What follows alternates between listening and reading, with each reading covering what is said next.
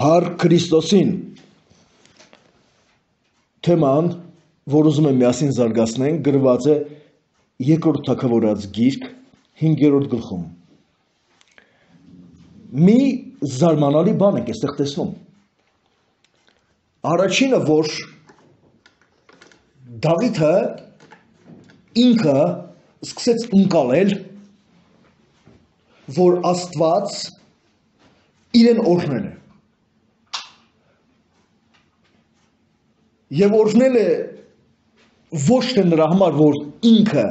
այդ օրհնությանը արժանի էր, այլ օրհնել է այն ժողովրդի համար,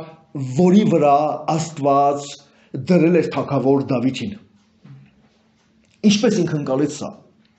Մեզանից ամեն մեկ աշխատում է կառուցի տուն։ Ոչ թե հարցը նրանում է կայանում, որ ինքը, ասենք, կամ պատադիր, կամ ինչ-որ ձևով, սրա մասին է խոսքը, չէ, հարցը գնում է հոգևոր իր անկյան մասին։ Եվ Դավիթը դրանցից մեկն էր, որը որ հասկանում էր ինչ է սեփական, իր անձնական, անհատական տունը ունենալ հասկացողությունը։ Քիրամ թագավորի մասին, որը Տիգրոսի թագավորն էր, եւ ինքը մարդ էր ուղարկել, աշխատողներ, մասնագետներ եւ շինարարական, ասենք, մատերիալ։ Ինքը ուղարկել էր այդ շինանյութը Դավիթի համար տուն կառուցելու։ Երբ որ Դավիթը օծվեց թագավոր, ու հանկարծ այդ օտար երկրից այդ մյուս թագավորը ուղարկեց, որ նրա համար տուն կառուցեն, գրված է մի հետաքրքիր բան, որ Դավիթը հասկացավ։ Ուրազունե Դավիթ հասկացավ մի բան, որ Աստված իր թագավորությունը հաստատեց իր հավիտենական սիրո պատճառով իր ժողովրդի հանդեպ։ Տվյալ պարագայի մեջ Իսրայելի մասին է խոսքը, բայց ստեղ մենք պիտի նայենք մեր հանգամանքին։ Այսինքն, երբ որ Աստված քեզ հաստատում է ծառայության մեջ, եւ պիտի իմանաս, որ եթե Տերը քեզ տվել է ծառայություն,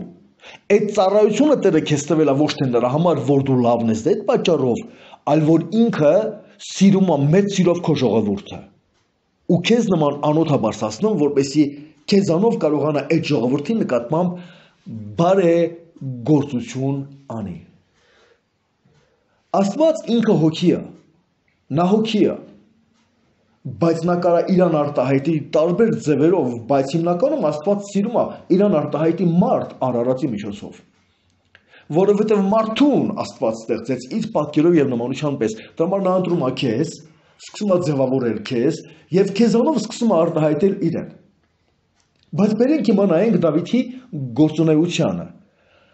Ինչ էր անում այս անձնավորությունը։ Մի շատ հրաշալի անձնավորություն ինձ նամակ գրեց YouTube-ով,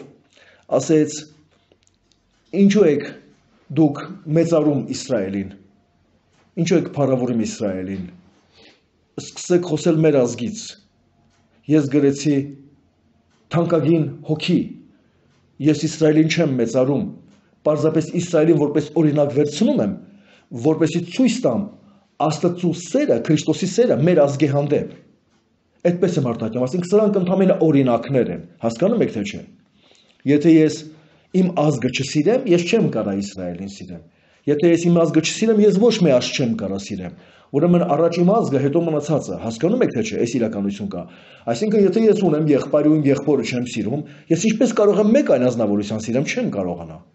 Ուրեմն առաջինը քո մոտ գտնված անձնավորությունը, առաջինը քոնը, քո ընտանիքը, քո հարևանը, քո դիրքը, քո ընկերը, հետո նոր մնացածը։ Եվ այսպես։ Նայում ենք այս հանգամանքին, Դավիթը սա հասկացավ, բայց լա թշնամուն նայի, գրված է փղշտացիները հենց որ լսեցին,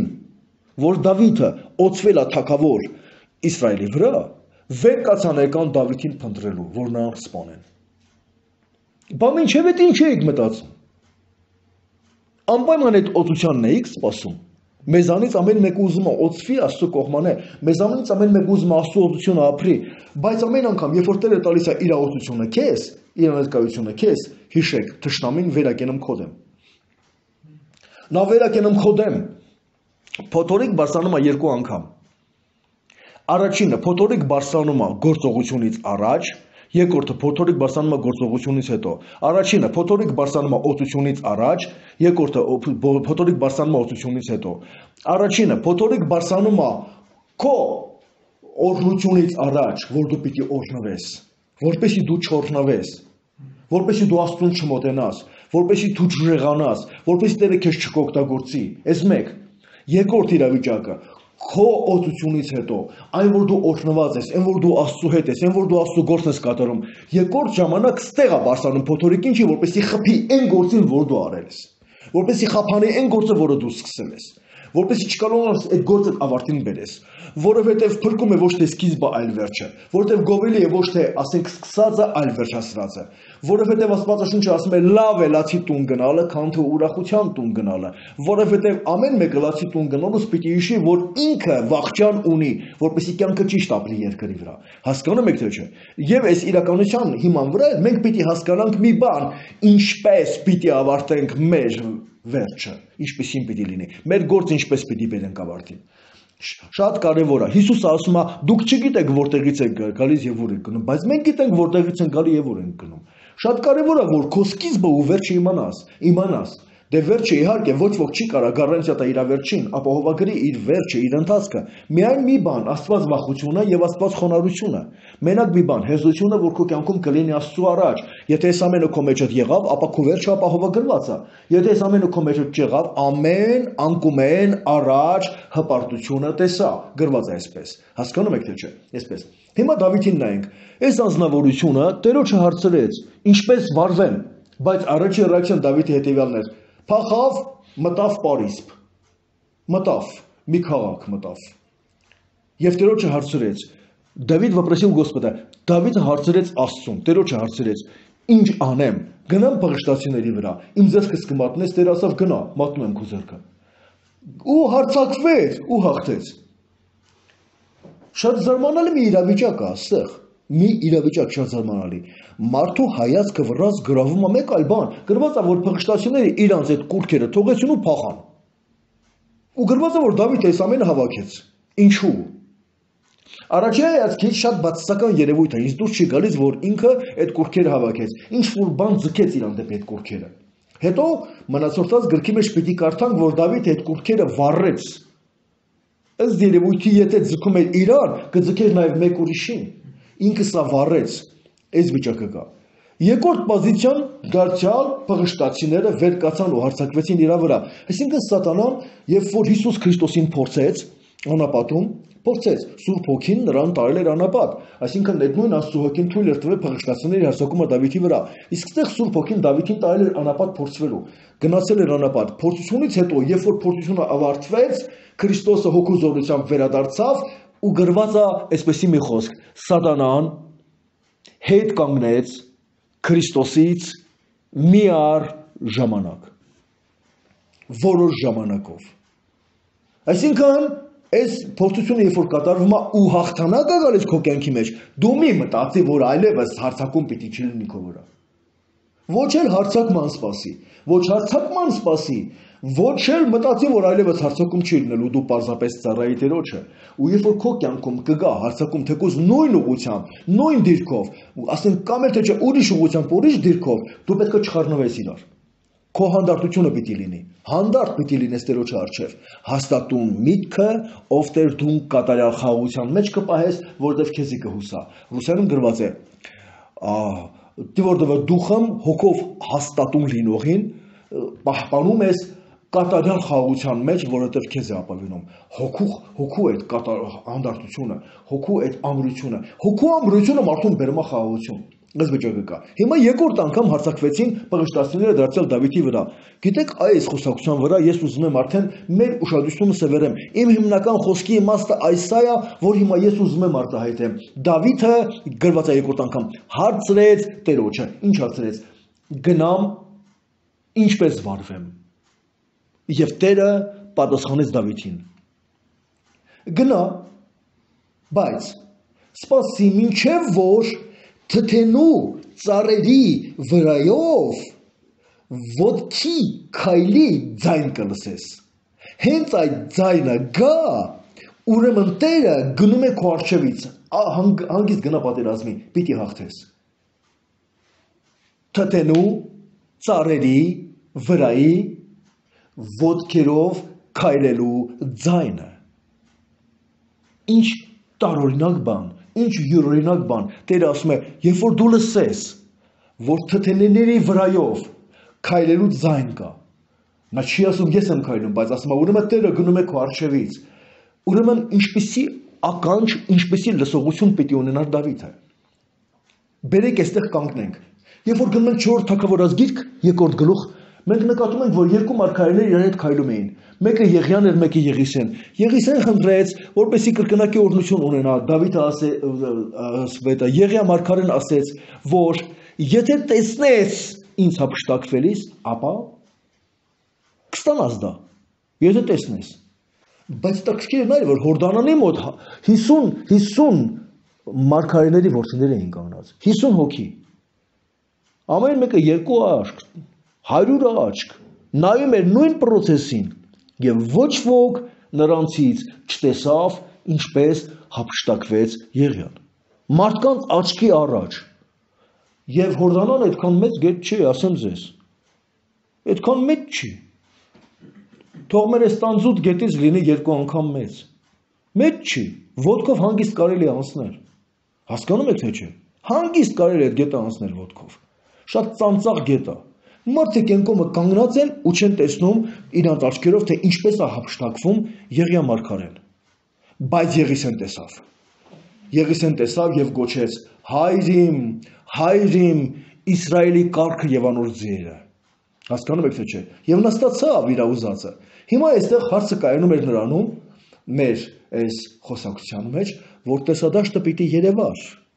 պիտի տեսներ, Դավիթը պիտի կարողանար լսեր։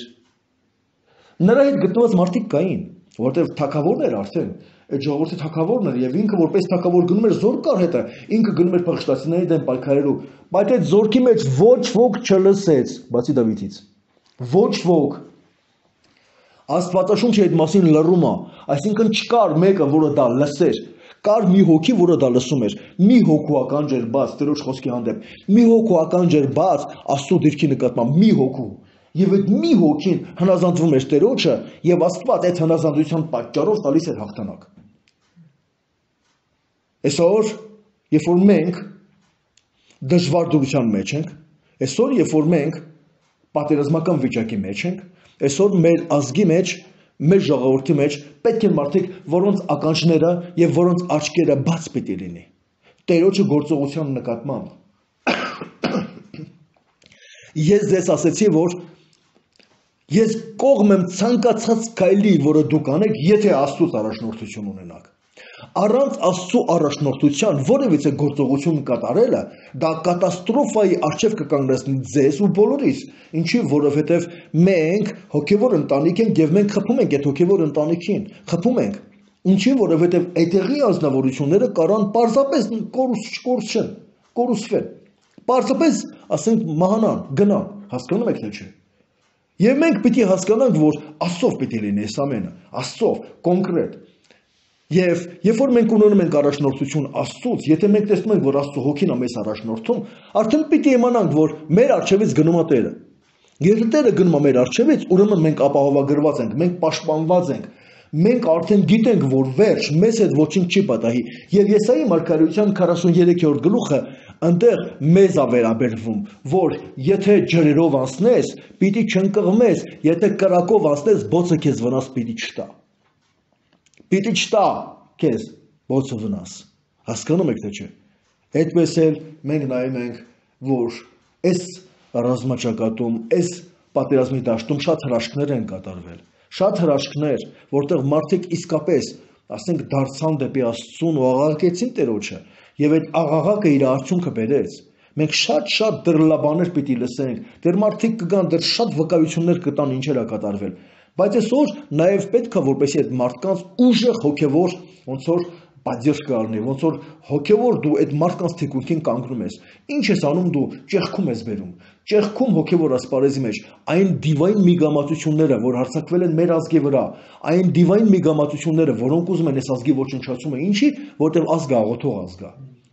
որտեղ ազգը դեպի Քրիստոսը գնացող ազգ է, որովհետև այս ազգը այսքան դարերի ասպատակումների հետ իր հետ բերել է Քրիստոսին։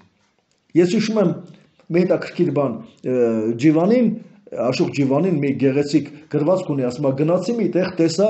մի փոքր տեղամաս էր, մոտ 20,000-ի չափ հայեր էին բնակվում, 20,000-ի չափ հայեր էին, բայց ասում է իրանք ասում է հաց չունեին ուտելու համար 5 հատ վանք են շինե խելքին աշեցեք։ Մարդը նյութապես դժվար վիճակի մեջ է, հայ է, 20,000 հայ, 20,000 հային, ասենք մի վանքն էլ բավարար էր, որպեսզի այդ քվորլորին սպասարկի, թող 2 վանք լներ։ Այդ մարդիկ 5 հատ վանք են սարքել, ինչու։ Մենակ թող ոչ ոք ինչ չասի, որ դա քահանայական ագահություն է, ոչ, դա ժողովրդի խոր հավատամքն է։ Խոր հավատամքը, որ այդ ժողովուրդը որտեղ որ եղել է, իր հավատամքը ինքը դրել է, իր հավատամքը ինքը տարածել է, ինքը չի կորցրել իր հավատքը, ինքը չի կորցրել այն Քրիստոսին, որի պատճառով այդքան հարված է ինքը ստացի, հասկանում եք թե չէ։ Ու երբ որ այդ ժողովրդի առջև հերթական փորձությունն է ծառացել, իր հավատքով Աստված կարողացել է այդ ժողովրդին ազատագրի ու պահի բերի մինչև որս հասցնի։ Եվ ես գիտեմ ու հավատում եմ, որ այն մարգարեությունները, որ կատարվել է մեր պապերի միջոցով, շատ անգամ կրկնում եմ ու վերջերս շատ էլ թմկահարում եմ ու պիտի թմկահարեմ Փառք Քրիստոսին դրա համար։ Աստված խոսքերը ների հայտնվելուց առաջ Գրիգոր Լուսավորիչի աթոռը պետք է հաստատեմ եւ Արշակունյաց թագավորությունը պետք է վերականգնեմ։ Այսինքն մարգարեությունը գրում է այդպես։ Եղիշենա գրում այդ մասին, Մովսես Խոյնացին գրում այդ մասին, Լեոնա գրում այդ մասին, ասենք ինչ որ բաներ կա, Ագադանկեղոսի մեջ մենք կարանք տվյալներ տեսնենք, գրվում է այդ մասին։ Եվ այդ մարգարեությունը ես պին բռնած եմ։ Գրված է մարգարեությունները մեկ անարգի, որովհետև Տերը ձեզ տալիս է միտք, որպեսզի դուք կարողանաք իմանաք այդ մտքով շարժվեք, որ կուրությամբ չխփվեք։ Ինչի, քանի որ Աստված իր խոսքը իր սուրբ մարդկանց միջոցով է տարածում։ Հիմա նայենք այս հանգամանքին։ Մենք ունենք իսկապես միսիա երկրի վրա։ Ամեն անգամ նայում ենք Աստվածաշունչին, տեսնում ենք, որ Աստվածաշունչը վաղուց խոսում է հայ ազգի մասին։ Ուզում եմ եւս մի քանի բաներ ասեմ մեր ազգի վերաբերյալ։ Երեմիա մարգարեության 51-րդ 27-րդ խոսքում գրված է. փող հնչեցրեք, դրոշ բարձրացրեք, կանչեցեք Բաբելոնի դեմ ազգերը, կանչեցեք նրա դեմ Արարատի Մինի Ասկենազի թագավորությունները։ Առաջինը դնում է Արարատի թագավորությունը, Հայաստանը դնում է առաջինը, որով պիտի գնա մի ահռելի պետություն ոչնչացնելու Հայաստան աշխարհը։ Հետո երբ որ մենք նկատում ենք Եսայի մարգարեության մեջ 36-ից 39-րդ գլուխները, որտեղ որ Սենեքերիմ թագավորը զորքը բերեց, որպեսզի Հրեաստանը ոչնչացնի, ու վերջի քաղաքը մնացել է Երուսաղեմը, եւ կանգնեց Ռաբսակը նրա մեծ գեներալներից մեկ ու ասեց. ես ստեղ եկել եմ, որպեսզի դուք ձեր կեղտը ուտեք ու ձեր մեզը խմեք, որպեսզի դուք իմանաք, որ բոլորին հաղթել ենք, ձեզ էլ պիտի հաղթենք։ Այսպեսի բաներ ասեց։ Եվ հրեշտակը դուրս եկավ եւ հաջորդ գիշեր սպանեց 175,000 Ասորեստանի զորքից զինվորներ։ Հեսա թողին հետ քաշվեցին եւ գրված է Սենեքերիմ թագավորի մասին, որ երբ որ ինքը գնաց իր չաստու տանը երկը պագում էր նրան, ապա նրա երկու որդիները, որը ծնված էին Իրանից, եկան մտան ներս, իրեն սպանեցին եւ իրենք փախան Արարատի աշխարհը։ Այսինքն, եթե Սենեքերիմը Ասորեստանը այդքան հզոր էր, որ սաղ աշխարհը գրավում էր, բայց Ասորեստանի հզորությունը ուր մնաց, որ չեկան Հայաստանը տրորտակ տան, ոչնչացնեն ու իրանց այդ երկու թագավորասպաններին վերցնեն ու ասենք ավիրեն, որպեսզի ասենք այդ մարդիկ չկարողանան, դա չի եղել։ Այսինքն Հայաստանը դիրք ունեցել է, տեսնում ենք, որ Աստված պահել է այս հարցերը գոյություն ունի։ Մյուս վիճակը մոտենում ենք ավելի շուտ նրա ծննդաբանությանը, նայում ենք, որ Աստված Տիգրիս եւ Եփրատ գետերի ակունքները բերում հանում է Հայաստանից, իսկ մենք տեսնում ենք երկրորդ գլխի 10-րդ խոսքը Ծննդոց գրքի, որտեղ որ գրված է, որ Աստված Էդեմում մի պարտեզ դրեց եւ այդտեղից դուրս էր գալիս մի գետ, որը բաժանվում էր 4 մասի, որ ռոքում էր երկիրը։ Նույն նայում ենք այդ մասին, որը երկու գետերից, 4 գետերից երկուսը մեզ հայտնի չի, բայց երկու գետը մեզ հայտնի է, որը մեկը Տիգրիսն է, մեկը Եփրատը։ Այսինքն նկատում ենք, որ հայոց աշխարհն է դեպի նրա ակունքները գալի, հենց հայոց աշխարհում էլ Աստված տեղաբաշխել է դրախտը։ Աստված զարմանալի է այս գործողությունը կատարում։ Նայում ենք, որ դարձյալ 6-րդ գլխի մեջ Ծննդոց գրքի Աստված որոշեց երկիրը ջրեղեղով ոչնչացնի եւ բերեց ջրեղից հետո 8 հոգի ազնվորության իջեցրեց Արարատ սարի վրա, որի պատճառով էլ մեկը կոչվեց Նախիջևան, մեր երկրը, մեր հայկական հողամասը, ասենք այդպես, ինչի, որովհետև համարվում էր, որ իսկապես Նոյը իջավ եւ գնաց, ասենք Իջևանելու, ամբողջը կապում ենք այդ պատմության հետ, նայում ենք, որ չէ, որ սա ճշմարտություն է, ու սա Աստվածաշունչն է ասում, մի գիրք, որը 3000 տարվա պատմություն է, մի գիրք, որը տալիս է մեզ Աստծո հոգեբանական, հոգեվոր ֆիզիկական ստեղծագործության ու շարժի ու աշխատանքի մասին, հասկանում եք թե չէ։ Սա պատմական աստվածաբանությունն է, այսպես ներկայացնում։ Հիմա նայենք այս հանգամանքին։ Դավիթ անձնավորությունը ինքը հարցումներ էր անում Տերոջը։ Մենք ով ենք։ Մենք պիտի հասկանանք, որ մենք առանց Տերոջը հարցում անելու որևէ գործողություն անելու իրավունք չունենք։ Մենք հասկանանք մի բան, որ եթե Աստված այս ժողովրդին դրել է, նշանակում Աստված այս ժողովրդից սպասում է, որ ժողովուրդը Աստծուն հարցում անի։ Որ Հայաստանը որպես անձ, որպես պերսոնա, Հայաստանը որպես համայնք, Հայաստանը որպես ազգ, Հայաստանը որպես ժողովուրդ Աստծուն հարցում անի։ Եվ որպեսզի մենք կարողանանք մեր ազգին ամբողջովին կոնցենտրացնել նրա հայացքը դեպի Արարիչը, կոնցենտրացնել նրա հայացքը։ Եթե մենք կարողացանք մեր ազգի հայացքը Աստծուն կոնցենտրացնենք, ապա երկինքը կճեղքվի։ Եթե երկինքը ճեղքվեց, կբացվի այն պարտալը, որով Աստված իր գերբնական օգնությունը կիչացնի մեր վրա։ Ես համոզված եմ մեր հաղթանակի վրա։ Ես համոզված եմ նաև այս պատերազմի, ասենք, մեր համար դրական ավարտի վրա։ Հասկանում եք թե չէ։ Ես չեմ ուզում որևէ ժողովուրդ կորուսվի։ Չեմ ուզում ոչ Ադրբեջանի ժողովուրդը կորուսվի, ոչ Թուրքիայի ժողովուրդը կորուսվի, ոչ որևէ մեկի, բայց իմ ազգի բարձունքն եմ ես ուզում, բայց իմ ազգի բարձրանալն եմ ես ուզում, բայց իմ ազգի հոգևոր ծաղկունքն եմ ես ուզում, բայց իմ ազգի, ասենք, ճգնաժամային դուրս գալու վիճակն եմ ես ուզում, բայց ես իմ երկրների արևմտյան ու արևելյան Հայաստանների միաբանությունն եմ ուզում, միությունն եմ ուզում, ես իմ ղարսը դվինն եմ ուզում, ես իմ անին եմ ուզում, հասկանում եք թե չէ, այս վիճակները կա, ինչի մեր պապերը դա կորցրել են, մեզ խփել են դա, գուցե եւ մեր մեղքը, գուցե եւ մեր ճգնաժամային հոգեվոր ոչ բարվոք վիճակները, բայց այսօր մենք եկել ենք, որպեսզի մենք այդ ամենը վերականգնենք, այսօր մենք եկել ենք եւ Աստվածաշունչը Ղևտասի գրքի մեջ 26-րդ գլխի 47-րդ խոսքում գրված է, որ այս հարվածները ես պիտի թույլ տամ ազգի վրա, մինչեւ որ սրանք շրջվեն եւ իրենց մեղքերը եւ իրենց հայրերի մեղքերը խոստովանեն։ Մենք պիտի հասկանանք, որ մեզանից այսօր ինչքան շատ հոգևոր ենք, ինչքան շատ սիրում ենք Աստծուն, ինչքան շատ Տերոջը մոտենում ենք, մեզանից կրկնակի պահանջ կա, որպեսզի ոչ մենակ մեր մեղքերի համար կանգնենք Տերոջը առջև բարեխոսական, այլև մեր հայրերի մեղքերի համար կանգնենք բարեխոսական։ Պատճառը ի՞նչն է։ Մենք չենք կարող ուրիշ մարդու հարություն տանք, եթե նա մահացած է կամ ինչ-որ բան, ասենք սրանների, այդպեսի բան գոյություն չունի, բայց կա մեկ այլ բան, որ մենք նրանցից գենետիկորեն ընդունել ենք սխալներ եւ այդ սխալները մեր կյանքում կրկնել ենք։ Արել ենք, եթե ոչ 100%, ապա 75%, 50%, 25%, 1%, ինչ-որ մի բանով մենք դրան մասնակից ենք եղել, որպեսզի կանգնենք եւ ասենք ների մեզ եւ մեր հայրերին։ Իսկ ո՞րն է այդ ներումը։ Լոկ խոսքով կանգնել ասելը, չէ, կյանքի ռեալ փոփոխումը, ամբողջական փոփոխումը, քո ապրելաոճը, քո դիրքը, ով ես դու պիտի փոխվես։ Մի ասա այդ խոսքերը, որ դու Աստծո հետ շփվում ես։ Մի ասա, որ դու Աստծո ձայնը լսում ես։ Մի ասա, եթե դու լսում ես Աստծո ձայնը, եթե դու շփվում ես Աստծո հետ, եթե դու իսկապես Աստծո հետ կոնտակտ ունես, քո կյանքը պիտի փոխվի։ Եթե դու չես փոխվում, դու ստախոս ես։ Դու ստախոս ես, դու խփում ես քեզ, խփում ես շրջապատիդ, խփում ես Աստծուն։ Բայց դու ոչ քեզ, ոչ շրջապատիդ, ոչ Աստծուն չես կարող խփես։ Չես կարող, բայց այդ ստով դու քեզ կարողանում ես սնուցանես ու ասես, որ դա այդպես է։ Եվ այսպես, Տերը մեր վրա դրել է միսիա։ Նա մեր վրա դրել է միսիա, որ ինչպես որ ասենք Դավիթը ինքը գնում էր եւ Աստծուն հարցնում ու գնամ թե չգնամ։ Այս քայլը կատարեմ թե չկատարեմ։ Մենք դնենք Տերոջը առաջ։ Դնենք Տերոջը առաջ եւ ասենք, Տեր փառքես, խնդրում եմ քեզ, ասա այս քայլը կատարենք թե չկատարենք։ Հասկանում եք թե չէ։ Այս վիճակը գոյություն ունի։ Եվ Աստված մեզ կտա դա, հասկանում եք թե չէ։ Նա կարողանում է խոսի, թե մտքով, նա կարողանում է խոսի, թե Աստվածաշնչով, նա կարողանում է խոսի, թե ռեալ իրական կոնկրետ ձևով մեր հոգուն, նա կարողանում է խոսի, թե ասենք ինչ որ ալեգորիկ խրտնաբանություններով նա կարողանում է խոսի։ Նա ինչպես ուզում է, այդպես էլ կարողանում է խոսի։ Մենակ թե այստեղ մենք տեսնող աչք, լսող ականջ եւ ընդունող սիրտ պետք է ունենանք։ Եթե մենք տեսանք, եթե մենք լսեցինք, բայց տեղ չտվեցինք մեր սրտերի մեջ, մենք նույն անձնավորություններ ենք։ 3 կապիկների արձանն է, հիշում եք 3 կապիկների արձանը։ Մի կապիկը փակած է ականջները, մյուս կապիկը փակած է աչքերը, մյուս կապիկը փակած է բերանը։ Այսինքն առաջինը կոչվում է խուլ եմ, երկրորդը կոչվում է կույր եմ, երրորդը կոչվում է համր եմ։ Հասկանում եք թե չէ։ Հիմա եթե մենք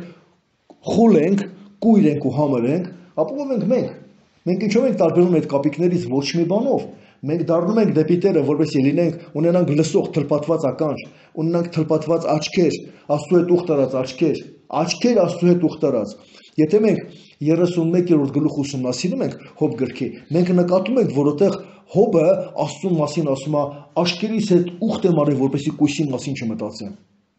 Տղամարդիկ գայթակղվում են սիրուն կանանցով, գայթակղվում են, նայում են նրանց, ասենք նրանց քայլվածքին, նրանց դիրքերին գայթակղվում են, նայում են, բայց այստեղ Հոբը ասում էր, ես աշկերիս հետ ուխտ եմ արել Աստծո առաջ, որպեսզի նրանց մասին չմտածեմ։ Դες ինչ գեղեցիկ է, այսինքն մեր աչքերը թլպատված լինեն, այս վիճակը կա։ Ու մեր սրտերը թլպատված այն իմաստով, որ ոչ ոք չի տեսնում, բայց մենք ներսից ապրենք կյանք, ապրենք դիրք, մեր մտածելակերպը, մեր ապրելակերպը, մեր ձևափոխումը, սա հնարավոր է մենակ մի վիճակով, եթե մենք Աստծո հետ ենք ապրում, Աստծո հետ ենք քայլում, Աստծո հետ ենք գնում ճակատ, Աստծո հետ ենք թիկունքում, Աստծո հետ ենք աղոթում, Աստծո հետ ենք սուրբ գիրք կարդում, Աստծո հետ, առանց Աստծո քայլ մեկանի։ Ինչ քայլ որ դուք կատարում եք, աշխատանք լինի, ինչ ուզում լինի, մարդկանց հետ հաղորդակցություն լինի, կատարեք Աստծո հետ, սովորեք Աստծո հետ ապրել։ Դրա համար ձեզ պետք է ընդամենը մի բան, ոչ թե ձեր ոտքերը լինեն ամպոտ,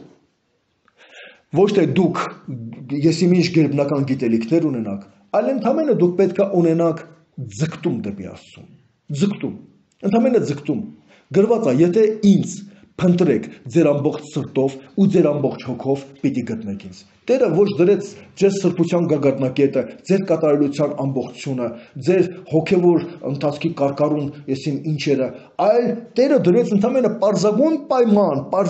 պայման, որ դու մեղքերի մեջ թաթախված ես, նես Տերը ասում է, եկեք ու վիճենք իրար հետ, Եսայի մարգարեության առաջի գլուխ, եկեք ու վիճենք իրար հետ, եթե ձեր մեղքերը որթան կարմիրի պես լինեն, ձյունի պես պիտի սպիտակեցնեմ։ Այսինքն դուք մենակ մոտեցեք Աստծուն, դուք մոտեցեք Աստծուն ձեր պարզագույն վիճակով, այսինքն եթե դուք անգամ սխալ եք ու դուք չգիտեք այդ մասին, որ դուք սխալ եք, բայց դուք փնտրում եք Տերոջը անկեղծ ձեր սրտով, Տերը կասի ահա ես։ Ու երբ որ դուք Տերոջը մոտենաք, Տերը ձեզ եւ ցույց կտա, եւ վիճակից կհանի եւ կօգնի, որպեսզի դուք դուրս գաք այդ վիճակից։ Ու ձեր մեղքերը, եթե որթան կարմիրի պես են, գրված է ձյունի պես կսպիտակացնեն։ Հասկանում եք թե չէ։ Այս իրականությունը կա։ Ուրեմն մենք նույնպես, եթե որևիցե գործողություն կատարում ենք, հարցնենք Տերոջը. Տեր, ինչպես վարվեմ, անեմ այս քայլը, թե չանեմ այս քայլը։ Եվ Տերը անպատճառ, եթե դու իսկապես որոշել ես Աստծո հետ հաշվի նստես, եթե դու իսկապես որոշել ես Աստծո խոսքով շարժվես, Տերը քեզ հաստատ ուղղություն կտա, ու ներքես իսկապես ինչպես վարվես։ Ինչպես ես մեկ էլ եմ կրկնում, եկա նայեցի, մեջս բարկություն առաջացավ։ Եկա ակամա հեռախոսը բացեցի, տեսնում Մերաշիդի, ասենք այդ բանն է, սայթն է, բացեցի այնտեղ գրված է, ուժեղ մարդը նա չի, որ ուժեղ է ուրիշից, ուժեղ մարդը նա է, որ կարողանում է զսպի, սանձի, ու հետաքրքիրը նա է չէր գրած հոգին է, գրված է բարկությունը, այսինքն այդ էլ Աստծո խոսելա ձևն է, դե դու եթե ականջ ունես, կլսես դա, եթե դու աչք ունես, կտեսնես դա, եթե դու սիրտ ունես, դրան տեղ կտաս։ Հասկանում եք թե չէ։ Հա, Ռաշիդը վերակալ է արել է, հոգին իրան շարժել ինքը գրել է, բայց Աստծո հոգին էլ նա ուժեղ ստրատեգ է, նա գիտի, որ դա անելով իր սրտի այդ ավելցուկից է այդ ամենը կատարում, բայց նաև գիտի, որ իմ կյանքում սա պիտի օգտագործի։ Հասկանում եք թե չէ։ Հիմա եթե նա ունի աչք, նա ունի ականջ, ու նա ունի սիրտ Տերոջը համար, որ ասենք այդ գործողությունը կատարում է, իսկ ես դա ունեմ, մեկ էլ տեսա, որ Տերը դրանով ինձ բան է ասում։ Ուրեմն ես մի հատ նայեցի, անդրադարձա դրան, մի հատ հանդարտվեցի եւ ասեցի, այո Տեր, փառքես, շնորհակալ եմ քո տված խաղաղության համար, փառքես։ Ու վերջ, այս ամենը, այսպես։ Դրա համար մենք որևիցե գործողություն կատարելուց առաջ, ինչ որ ուզում ենք կատարենք, ազգի համար լինի, ընտանիքի համար լինի, անհատական լինի, մեր համայնքի համար լինի, ինչ որ բանի համար լինի, մենք որևիցե գործողություն կատարելուց առաջ Տերոջը պիտի հարցնենք, արդյոք դու համաձայն ես։ Դու մեզ ուղարկել ես երկիր մոլորակ։ Մենք ունենք կոնկրետ միսիա կատարելու։ Արդյոք մենք մեր միսիան կատարում ենք, թե մենք շեղվում ենք մեր միսիայից։ Թե մենք շեղվում ենք այնտեղ, որ մենք դրա համար չենք Տեր Աստված։ Օգնի մեզ, որպեսզի քո կամքդ կատարենք։ Ինչպես գրված է, որ Աստծո կամքը հաջողությամբ պիտի կատարվի Քրիստոսի ձեռքով, իսկ Աստծո կամքը հաջողությամբ իմ ու քո ձեռքով պիտի կատարվի, թե չէ։ Այս աշխարհը շատ կարևոր է։ Իսկ դրա համար, որպեսզի սա կատարվի, Քրիստոսի նման մենք պատրաստ պետք է լինենք ասելու. ես ունեմ ուտելու բան։ Իմ ուտելու բանը ինձ ուղարկողի կամքը կատարելն է։ Ահա ինչ աստիճանի կամենալ Աստծո կամքի իրագործումը։ Դրա համար պատերազմական վիճակ լինի թե չէ, Տեր գնամ փղշտացիների վրա, ինչպեսի, ասենք, ճգնաժամ լինի թե չէ, օրինակ, էկոնոմիկական ճգնաժամ էր, սով եղավ երկրի վրա, եւ Դավիթը Տերոջ հարցրեց. ինչու է այս սովը։ Ինչու է այս սովը։ Ու Տերը նրան ասավ. արյունարբու ընտանիքի համար Սավողի, որը որ գաբավոնացիներին սպանում էր, որոնք ինձ հետ ուխտի մեջ էին մտել։ Սա էլ որոշեց քայլ կատարել, հետաքրքիր քայլ էր։ Կանչեց գաբավոնացիներին ու ասեց. ինչ անեմ ձեզ համար, որ այս սովը դադարի։ Տերը նրան չասավ, սենց արա, բայց նա արեց այդ քայլը։ Գաբավոնացիք իրանց պայմանը դրեցին եւ գրված է սովը դադարեց։ Էկոնոմիկան նորից ծաղկեց։ Հիմա երբ որ մեր կյանքի մեջ կա դժվարություն, մենք պետքա ոչ թե փնտրենք ինչ-որ իմաստունների հարցեր տանք, այլ գնանք Տերոջի մոտ ու հարցնենք. Տեր, ինչ անենք, որ այս դրությունից դուրս գանք։ Այլևս իրադրությունն եկել է։ Դա լինի ֆիզիկական, դա լինի նյութական, դա լինի հոգևոր, դա լինի մտավոր, ինչ որ ձևով, ասենք, ոնց անենք, որ այս դրությունից դուրս գանք, ու Տերը մեզ կտա դա, եթե մենք անկեղծորեն իրան փնտրում ենք, ասում ենք, ինչպես վարվենք, ու նա կասի մեզ։ Ստեղ մնա որ մենք դա ընդունենք ու այդպես շարժվենք ու հաղթանակը մեր ապահովագրված է այդ հարցի մեջ։ Շնորհակալ եմ Տերոջից ձեր լսելու համար, այս խոսքերին ասենք ամեն։ Կանգնենք աղոթքի։